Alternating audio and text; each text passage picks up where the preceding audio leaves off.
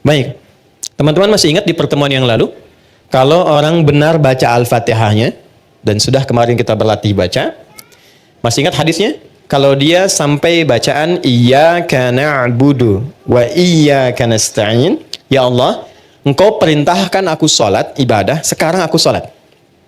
Dan Engkau janjikan saat aku sholat, Engkau akan mengabulkan apa yang aku mohonkan. Sekarang aku punya kesulitan, mohon mudahkan dan kabulkan apa yang akan aku mohonkan. Itu yang dimaksud Iyyaka na'budu wa iyyaka nasta'in. Oke, sekarang saya mau tanya sama teman-teman. Kalau kita diperkenankan untuk meminta apa saja dan itu dikabulkan, kira-kira mau minta apa? Surga. Baik, surga kan di akhirat ya. Rezeki, baik, rezeki di dunia ya. Sehat, apa lagi? Banyak ya? Banyak ya? Dulu kalau nggak salah ada acara di TV itu dalam semenit ambil apa aja gitu kan? Ya, yang kamu inginkan kan? Ternyata nggak sempet kamu juga semua ya. Oke? Nah, lihat hadisnya. Hada baini wa baina abdi, wali abdi ma sa'al. Ini perjanjian untukku dan untuk hambaku. Kalau hambaku benar pada bacaan ini sampai di titik ini dari awal dia salat. Apapun yang dia minta aku akan berikan. Apapun yang dia minta aku akan berikan.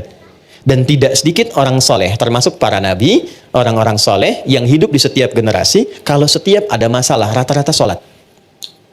Demi Allah, rata-rata sholat. Saya tidak bermaksud memberikan nasihat ya, hanya sharing saja. Ada pesan di Quran gini, kalau sedang ada masalah, khususnya di rumah tangga, itu curhatkan di atas sajadah. Itu poinnya. Kalau sedang ada masalah, khususnya di rumah tangga, curhatkan di atas sajadah. Itu ada di Quran surah ke-12 ayat 86. Innama ashku bathi wa huzni ilallah. Adukan, tumpahkan di atas sajadah. Maka yang pertama Allah berikan satu ketenangan dalam jiwa. Jadi walaupun solusinya belum ada, tapi hatinya sudah tenang. Ya. Awas, sajadahnya nggak usah dilebarkan sampai ke Instagram, ke Facebook, nggak usah. Di tempat kita ya. Semakin lebar, semakin meluas persoalannya. Itu janji Allah. Yang kedua, ketika kita tumpahkan, ketenangan diberikan. Nah, ketenangan inilah langkah awal yang memberikan kejernihan dalam berpikir, sehingga kita mudah melangkah untuk menyelesaikan persoalan. Ketika jernih itulah baru Allah kirimkan solusi. Ya, nah sifat kita melakukan itu disebut dengan takwa namanya. Dan kalimat takwa pertama di Quran itu disandingkan dengan sholat. Takwa itu disebutkan 240 kali dalam Quran. Pertama kali disebutkan, disandingkan dengan sholat. Quran surah 2, ayat 2-3. Dzalikal kitabu la raiba fi hudal lil. Siapa muttaqin orang takwa di situ? Ayat 3-nya. Alladzina yu'minuna bil ghaibi wa yuqimunas. Nah, takwa disebutkan 240 kali dalam Al-Qur'an. Amalan pertamanya salat, dan 240 ini dibagi 3 segmen. Ada segmen ritual seperti salat ini. Ada segmen sosial seperti berbagi dengan sesama, Ali Imran ayat 133. Ada segmen rumah tangga. Dan ini segmen rumah tangga ditempatkannya di persoalan tertinggi di rumah tangga yang mengantarkan pada puncaknya, yaitu perselisihan yang menghadirkan misalnya perpisahan, disebut dengan tolak. Ini ditempatkan di Quran surah 65, surahnya surah At-Tolak, ayatnya persis sama dengan ini, 2-3. Coba lihat. Ini bukan dimirip-miripin ya, saya nggak punya TikTok deh yang sekali ketik langsung tok jadi gitu ya. Nggak. Ini ada ilmu tentang keserasian ayat-ayat dan nomor-nomor dalam Quran. Ditempatkannya di sini. Wa may yattaqillaha yaj'al lahu makhraja. Siapa yang mampu meningkatkan takwanya kepada Allah dalam konteks ini, yuk salat. Yaj'al lahu makhraja. Dia punya masalah apapun, aku bimbing untuk menyelesaikannya. Dan hidupnya bukan nggak punya masalah. Sebelum dihadapi, Allah sudah kecilkan sehingga tak terasa bahwa itu persoalan. Itu poin. Ya. Betapa banyak solusi yang ringan tapi jarang dilakukan. Kita memilih berdebat dengan pengetahuan, dengan kekayaan, dengan macam-macam. Sehingga nggak selesai-selesai. Padahal solusinya simpel. Baik ya? Satu ini. Nah sekarang, ada yang lebih dahsyat lagi. Begitu selesai benar, baru sampai iyyaka na'budu wa iyyaka nasta'in. Sedang punya masalah apa? Mau minta apa? Ada keperluan apa? Mohonkan. Karena rata-rata bingung mau minta apa, Allah ajarkan satu kalimat yang saat diberikan, semua yang kita harapkan dapat. Apa kalimatnya? Oke, setelah iyyaka na'budu wa iyyaka nasta'in, kita baca apa?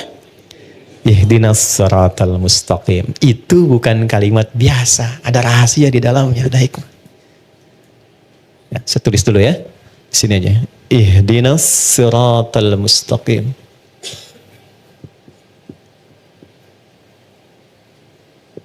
Ya. Pelan-pelan. Nanti kita belajar sama-sama cara baca ini dan menyelaraskannya dengan suasana hati kita seperti apa. Karena ini dijawab nanti ketika kita baca, ada jawabannya di ayat lain. Baik ya? Ihdinas siratal mustaqim. Nah, teman-teman kalau diterjemahkannya apa? Tunjukkan kami jalan yang lurus. Nah, itu terjemah tekstual. Baik ya? Itu bisa efektif dibaca saat haji nanti. Ya, saya pernah jadi petugas 2010. Ada jemaah tersesat. Keluar dari maktab, dia bingung ketemu tentara orang Arab, dia nanya. Jadi orang Arab yang nggak bisa bahasa Indonesia, dia nggak bisa bahasa Arab. Tapi pintar orangnya. Tidak putus harapan, dia buka gelang maktabnya, ditunjukkan. Pak, katanya, ihdinas siratal mustaqim. Tunjukkan saya jalan yang lurus ke maktab. Ya? Tapi yang hebat tentaranya itu juga nggak kalah cerdik. Begitu dilihat maktabnya kan ada di gelangnya itu. Maka dia tunjukkan siratal ladzina an'amta 'alaihim ghairil maghdubi 'alaihim waladdallin. Lulus jalan ini, jangan belok-belok kamu sampai katanya. Itu pernah kejadian. Oke. Ihdina. Ya Allah, mohon tunjukkan kami. Ihdina itu dari ahda yuhdi, asalnya dari hidayah. Hidayah superlatifnya hudan. Oke, pelan-pelan. Ihdi itu bentuk permohonan. Berikan kami hudan. Ini asalnya. Ya, pelan-pelan. Berikan kami hudan. Apa itu hudan? Hudan itu asalnya semua solusi yang kita butuhkan dalam hidup. Simpel sekali. Semua solusi yang kita butuhkan dalam hidup. Contoh, Al-Quran itu disebut hudan oleh Allah. Al-Baqarah ayat 185. Ya syahrul Ramadan alladzi unzila fihil Quran hudan linnas. Kenapa Al-Quran disebut hudan? Karena isinya 6.236 ayat dari Al-Fatihah sampai An-Nas, itu semua isinya solusi buat kehidupan kita. Tentang anak ada di situ, tentang pekerjaan ada di situ. Tentang maaf ya, semua hal yang kita jalani dalam hidup dari mulai lahir sampai wafat itu ada di situ semua. Jadi bukan ayat bacaan yang hampa makna, bukan. Itu semua kalau dikeluarkan itu ada temanya secara tematik. Imam Al-Bukhari itu mengeluarkan 97 tema dari Quran. Disusun di dalam kitab beliau namanya Sahih Al-Bukhari. Bukan kitab hadis mata, bukan. Itu ada temanya. Dari mulai tentang iman, Anda bertanya kenapa iman saya suka naik turun. Kalau naik semangat ibadah, kalau turun saya agak malas gitu ya. Di sini nanti dikeluarkan ayatnya, topiknya apa, lalu ayatnya, lalu hadisnya, sejumlah 57 hadis. Ada bab bisnis kitabul buyu'. Teman-teman yang pebisnis, pengusaha, pengen belajar value dari Quran dan hadis, membimbing kita bisnis. Ya, demi Allah saya katakan, sahabat-sahabat Nabi dan tabi'in generasi setelah itu, yang mengaji dari topik ini, tema bisnis, itu setelah belajar mempraktekkan, tidak pernah ada yang kembali modal. Semua kembali untung. Dan kekayaannya itu di atas rata-rata. Ya, saya mau sebut Abdurrahman bin Auf, itu sebelum masuk Islam dan belajar dari Quran, itu kekayaannya tuh standar aja walaupun kaya. Tapi setelah masuk Islam, itu kemarin riset saya tentang beberapa para sahabat, itu kekayaannya divaluasi kalau kekinian, itu sampai dengan 72.000 triliun. Dan ini riset ilmiah yang kemarin kami kaji, 72.000 triliun. Sekarang Elon Musk baru 3.000 ya. Jeff Bezos juga demikian kan, baru di kisaran itu dulu 72.000. Dan hebatnya masuk surga juga tuh. Masuk surga juga daripada miskin gak jelas kan. Nah ini masuk surga juga. Oke. Jadi poinnya begini. Saya agak cepat langsung karena waktu kita terbatas. Ihdina, ya Allah, berikan aku hudan. Solusi dari masalah yang aku rasakan sekarang. Nah saat teman-teman membacakan itu, coba di hatinya rasakan sedang punya masalah apa yang dirasakan. Gitu.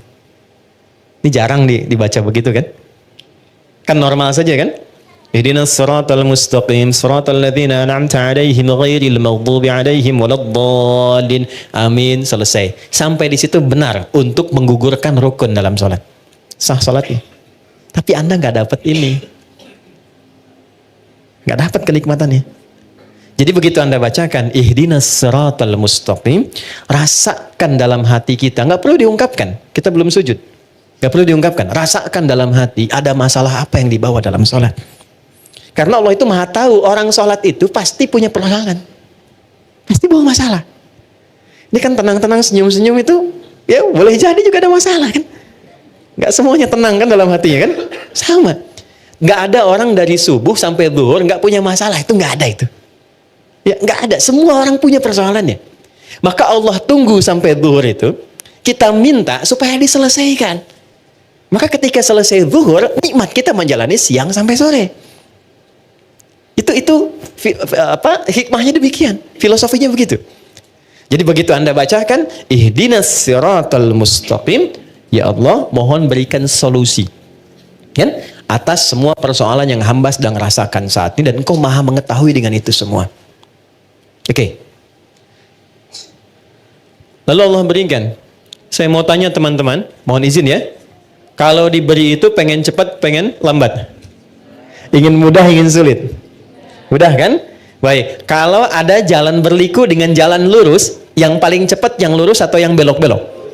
Lurus kan? Nah, lurus itu namanya siratal mustaqim. Mustaqim itu lurus, artinya mudah. Sirat itu lapang. Jadi sirat itu jembatan kan yang sering kita pahami ya, jembatan itu sebetulnya bukan jembatan sempit. Kan Nabi pernah sampaikan kayak rambut di bawah 7 kan? Ya kan? Nah, itu menjadi sempit pada orang yang banyak maksiat dan kurang amal. Tapi bagi orang yang dekat dengan Tuhan, dia mendedikasikan kegiatan di dunianya untuk beribadah kepada Allah dengan berbuat baik, maka itu menjadi lapang. Ketika lapang itulah menjadi sirat namanya. Paham? Baik, jadi seakan kita minta begini, ya Allah, mohon berikan aku solusi dan lapangkan saat aku menerimanya, serta mudahkan dalam prosesnya. Jelas? Lapangkan aku saat menerimanya dan mudahkan dalam menjalani prosesnya. Oke. Saya kasih pertanyaan, kalau bisa jawab saya kasih hadiah umroh ya. Saya serius. Saya serius. Bintang 5 di Mekah Madinah. Oke. Salat sendiri kan? Ya kan? Walaupun berjamaah kan kita sendiri kan? Ya kan? Nanti sifatnya jamaah dengan banyak orang. Kenapa di sini mintanya tunjukkan pada kami, padahal kita sendiri? Ihdina. Kenapa enggak ihdi? Oke, silakan. Ya. Boleh?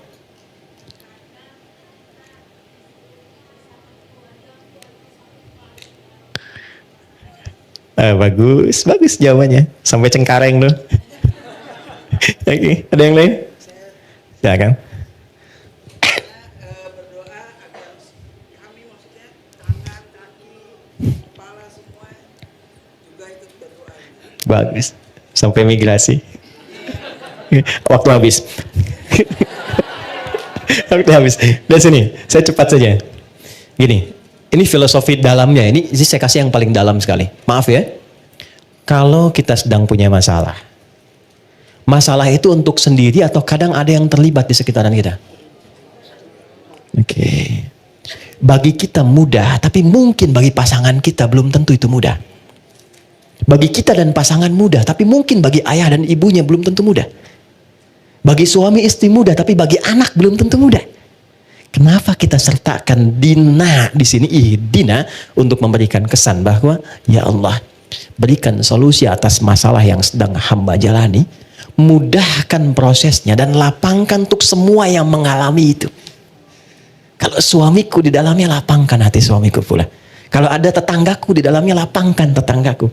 Kalau ada ibuku di dalamnya, lapangkan hati ibuku. Itu dalam banget.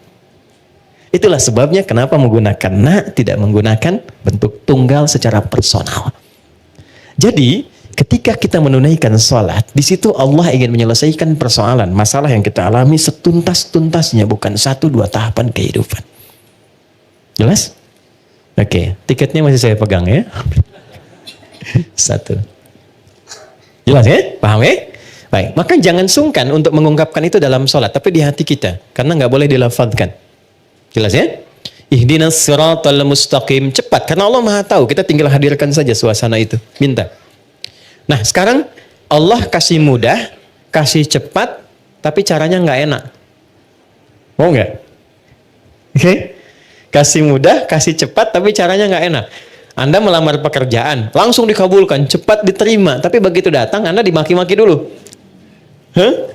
Lain kali nanti kalau ke sini, pas kerja, kamu pintar, tapi pakaian kamu nggak layak. Besok kamu ganti kayak gini. Ini perusahaan begini. Nggak cocok nanti kalau kamu pakaian begini. Tapi kamu diterima. Yang kedua, bagus, kamu prestasinya bagus, baik. Nanti silahkan besok mulai bekerja, datang sebaik-baiknya, pakaiannya disesuaikan. Nanti kita sudah berikan ketentuan dress code-nya. Enak yang pertama, enak yang kedua. Yang kedua, sesuatu yang melahirkan ketenangan, kenyamanan, kenikmatan, itu bahasa Arabnya an-na'ama yun'imu. Nikmat sifatnya. Kalau kita minta kepada objek yang ada selain kita atau di depan kita, atau yang nggak ada tapi kita minta, gunakan tak setelah an'ama menjadi an'amta. Maka setelah itu kita meminta, ya Allah, saya nggak pengen dapat yang cepat, mudah, lapang, tapi misalnya nggak ada kenikmatan di dalamnya. Maka diteruskan ayatnya, siratal ladzina an'amta alaihim ghairil maghdubi alaihim walau. Ya, jangan sampai di situ ada, mohon maaf ya Allah, ya kita minta misalnya, ya Allah, jangan sampai solusi itu datang diberikan, tapi muncul juga rasa-rasa yang tidak mengenakan, mengarahkan kepada hal-hal yang tidak menyenangkan. Ya, walaupun ada tafsir lain, maghdub di situ kalangan yang dilaknat, dhalin yang tersesat. Karena sudah diberikan kenikmatan tapi tetap dia jauh dari Allah Subhanahu wa taala. Itu makna jauhnya. Jelas? Halo, jelas? Oke, setelah jelas, pertanyaan saya yang terakhir. Oke, dapat hadiah. Siapa orang-orang yang dimaksud di sini? Pada orang-orang yang telah engkau beri nikmat kepada mereka. Itu siapa? Para nabi. Apa lagi? Apa lagi? Ya, orang bertakwa. Bagus, baik. Apa lagi? Oke, singkatnya Quran surah 4 ayat 69. Ada 4 golongan. Jadi kalau teman-teman, ini ajaran dari Quran, kalau ingin bahagia, ingin tenang, ingin nikmat, ikuti 4 golongan ini. Ikuti pola hidup mereka. Quran surah 4 ayat 69. Wa may yuti'illaha والرسول فأولئك مع الذين أنعم الله عليهم. Oke, kalimatnya sama.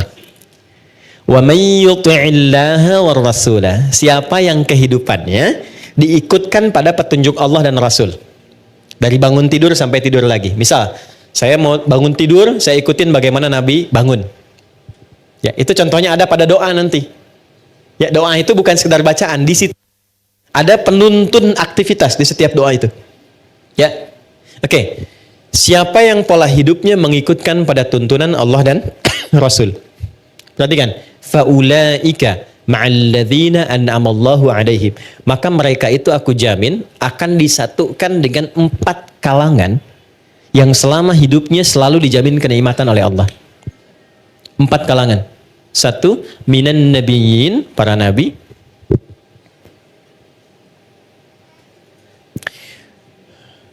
2, siddiqin, orang-orang yang membenarkan Quran dan mengamalkannya.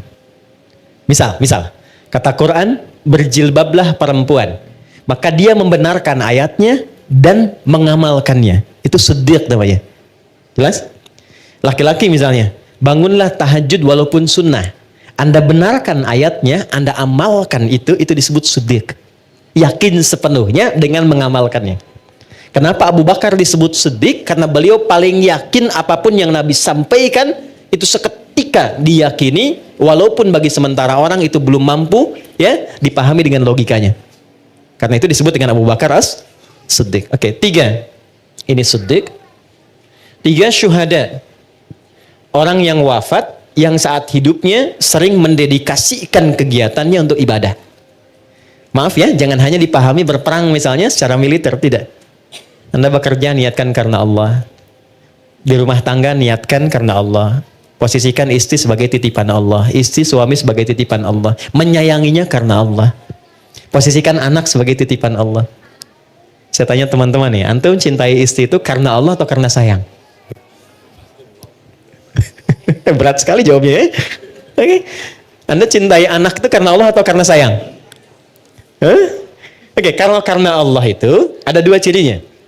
Satu, dia akan memastikan yang dicintainya itu selalu berada dalam hukum-hukum Allah. Oke? Jangan dibayangkan terlalu ekstrim, tidak. Ya, misalnya apa? Sholat, diajak sholat. Diingatkan ngaji misalnya. Didekatkan pada yang baik-baik. Istri pesan ke suami, cari yang halal ya. Jangan pernah datangkan yang haram misalnya. Itu sudah cukup menjadikan Anda berjuang hidup untuk menaati Allah. Kalau wafat, itu disebut wafatnya fi sabilillah, orang yang disebut syahid, zamannya syuhada. Jadi ada 3 jenis syuhada itu, syuhada yang wafat saat ada dinas militer, ya, itu langsung syahidnya dunia akhirat. Ada syahidnya seperti tadi saya sampaikan, merawat anak karena Allah, ibunya meninggal, syahid, syahidnya syahid akhirat. Dimakamkan seperti biasa, tapi statusnya syahid. Itu kenikmatan surganya luar biasa. Ya, kalau nggak percaya silahkan lakukan dulu ya, nanti saat di ujung kematian itu ditampakkan hasilnya. Yang keempat, solihin, tingkat paling akhir. Wassalihin. Ya, saya akhiri di sini dengan cepat. Solihin itu singkatnya orang yang memastikan semua kegiatannya baik. Ya, kalau memandang yang baik. Kalau bicara, dia bicara yang baik-baik. Kalau kira-kira yang mau dikeluarkan itu kurang baik, dia tahan, dia nggak ungkapkan. Ketemu sama istri nih, ada beda pendapat, dia mau cerita, kemudian mau keluar kata-kata nggak baik, dia jaga supaya menenangkan istri, nggak menyinggungnya, itu masuk kategori ini. Oke? Begitu sebaliknya, ujung kepala sampai ujung kaki, dia arahkan melangkah pada yang baik, bekerja yang baik, maka masuk kategori ini. Untuk perempuan salihat, untuk laki-laki salihin. Ini poinnya. Jadi kalau ada orang-orang ingin hidup tenang, ingin nyaman, minimal ikuti pola hidup para nabi, nggak terjangkau yang ini, atau paling minimal jadilah orang baik yang tidak melukai orang lain atau bahkan diri sendiri. Jelas? Saya tutup bagian terakhir. Ghairil maghdubi alaihim waladdallin. Kemudian diucapkan apa? Amin. Nah, aminnya itu ketika dilafazkan artinya mohon kabulkan ya Allah. Karena kita sudah meminta sampai ujung tadi, mohon kabulkan ya Allah. Bismillahirrahmanirrahim. Alhamdulillahi rabbil alamin. Ar-Rahmanir-Rahim. Maliki yaumiddin. Iyyaka na'budu wa iyyaka nasta'in. Ihdinas siratal mustaqim.